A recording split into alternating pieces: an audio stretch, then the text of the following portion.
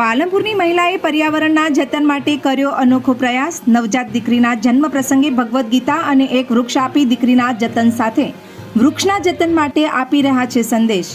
મૂળ સુઈ ગામના કટાવના વતની અને પાલનપુરમાં વસતા રક્ષા ચૌધરી 6 માસથી ચલાવી રહ્યા છે પર્યાવરણના જતનનું અભિયાન। જિલ્લાભરમાં દીકરી જન્મના પ્રસંગે પરિવારને મળીને વૃક્ષ ભેટ આપી દીકરીની સાથે વૃક્ષના જતન માટે પ્રેરિત કરે છે। એક દીકરી એક છોડ એક સંસ્કારી અને એવરગ્રીન આવતીકાલના સ્લોગન સાથે જિલ્લાભરમાં ચલાવી રહ્યા છે અભિયાન। ભગવદ્ ગીતાથી દીકરીને ભારતીય સંસ્કૃતિના વિચારોનું સિંચન થાય છે અને વૃક્ષના જતનથી પર્યાવરણનું જતન થાય છે।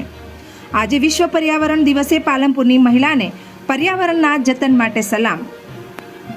નમસ્કાર, મારું નામ ચૌધરી રક્ષા, હું સોઈગામ તાલુકાની વતની છું અને આજનો જે પ્રશ્ન ઉદ્ભવતો હોય છે ખાસ કરીને પર્યાવરણનો, તો મેં પણ એવું એક નક્કી કર્યું છે કે જે અત્યારે જન્મ લેતી દીકરી 2025 પછી જે પણ દીકરી જન્મ લે છે તેના ઘરે જઉં છું, તેમની મુલાકાત લઉં છું અને અત્યારે દીકરીઓમાં ખાસ કરીને સંસ્કારનું સિંચન થાય એના માટે કરીને હું ભગવદ્ ગીતા આપું છું કે દરેક માં દીકરીને બાળપણથી ઘોડિયામાંથી જ સંસ્કારો સાથે દીકરીનું સિંચન કરે। તેવી જ રીતે એના જ એક ભાગરૂપે ભગવદ્ ગીતા ભેટ આપું છું। તેવી જ રીતે આપણા પર્યાવરણનું રક્ષણ કરવું દરેકની જવાબદારી છે।